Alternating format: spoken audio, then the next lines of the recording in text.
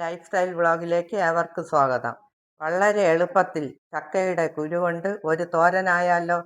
അതിനു വേണ്ടി ചക്കയുടെ കുരു നല്ലതുപോലെ വാഷ് ചെയ്ത് കുക്കറിലേക്ക് വെള്ളം ഒഴിച്ച് 5 വിസിൽ വേവിച്ചതാണ്. ഇനി ഇതിലേക്ക് അരിപ്പയിലേക്ക് ഒഴിച്ച് തോരണം. നല്ല വെള്ളം തോർന്നതിന് ശേഷം ഈ തൊലി കളഞ്ഞെടുത്ത് ഇതിനെ ചതച്ചെടുക്കണം. വേവിച്ച് തൊലി കളഞ്ഞ് ഞാനിവിടെ ചോപ്പറിലാണ് ചോപ്പ് ചെയ്തെടുക്കണത്. ഇത് അല്ലാതെ ചതച്ചും എടുക്കാം, കല്ലിൽ വെച്ച് ചതച്ചും എടുക്കാം. ചോപ്പർ ഇല്ലാത്തവർ അങ്ങനെയും ചെയ്യാം.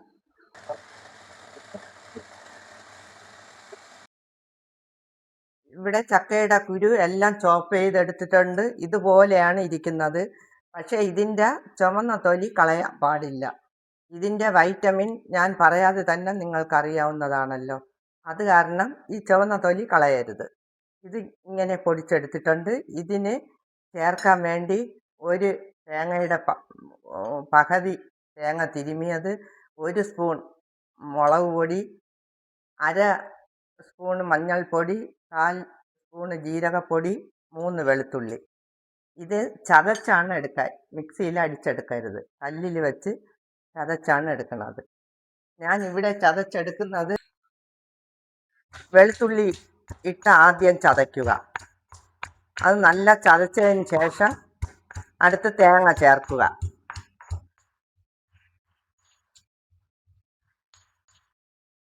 അരപ്പ് ഇവിടെ തേങ്ങ ഇടിച്ച്, തേങ്ങയും മുളകും മഞ്ഞൾപ്പൊടി കറിവേപ്പില എല്ലാം കൂടെ കല്ലിൽ ഇടിച്ച് തന്നെ ചതച്ച് വെച്ചേക്കുകയാണ്.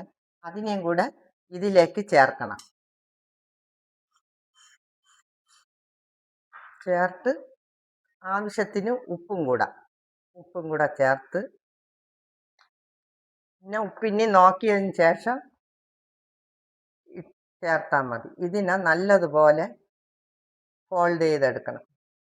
കൂട്ട് ഇതിലേക്ക് നല്ലതുപോലെ ഇളക്കി യോജിപ്പിച്ചിട്ടുണ്ട്.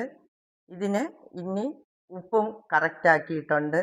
ഇതിനെ ഇനി കടുക് വറുത്ത് അതിലേക്ക് ചേർത്ത് ഇളക്കി ഒന്ന് വറുത്തി കൊടുക്കാം. അതിനായിട്ട് കടുക് വറുക്കാൻ കറിവേപ്പില, ഉള്ളി, കടുക്, ഉഴുന്ന്, മുളക് എല്ലാം ഇവിടെ വെച്ചിട്ടുണ്ട്. ഇനി നമുക്ക് കടുക് വറുക്കാൻ പോയാലോ? ചട്ടി ചൂടായിട്ടുണ്ട്. ഒരു 2.5 സ്പൂണ് എണ്ണ ഒഴിച്ച് വരുമ്പോൾ അതിലേക്ക് കടുക് ഇട്ട് കൊടുക്കാം.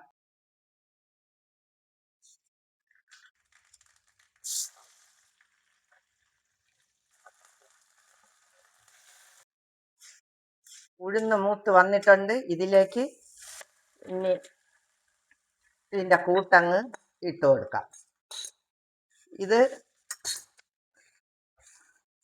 ഇതിനെ നല്ലതുപോലെ ഇളക്കി യോജിപ്പിച്ച് ഒന്ന് ചേർത്ത് കിണ്ടി കൊടുക്കണം. ഇത് ഇടുമ്പോൾ തീ വളരെ കുറച്ച് വെക്കണം.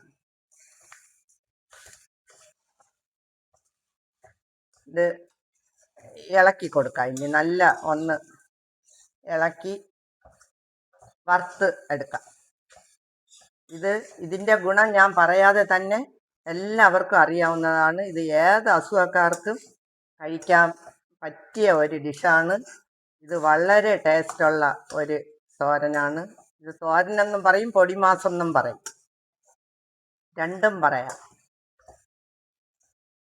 ഇത് വളരെ പ്രോട്ടീനാണ്. ഇത് ഏത് അസുഖക്കാർക്കും കഴിക്കാൻ പറ്റിയ പ്രോട്ടീനുള്ള ഒരു ചക്കയുടെ കുരുവാണ്. ഇത് കറക്റ്റ് വരണ്ട് വന്നിട്ടുണ്ട്. വളരെ അധികം മൂക്കേണ്ട കാര്യമില്ല.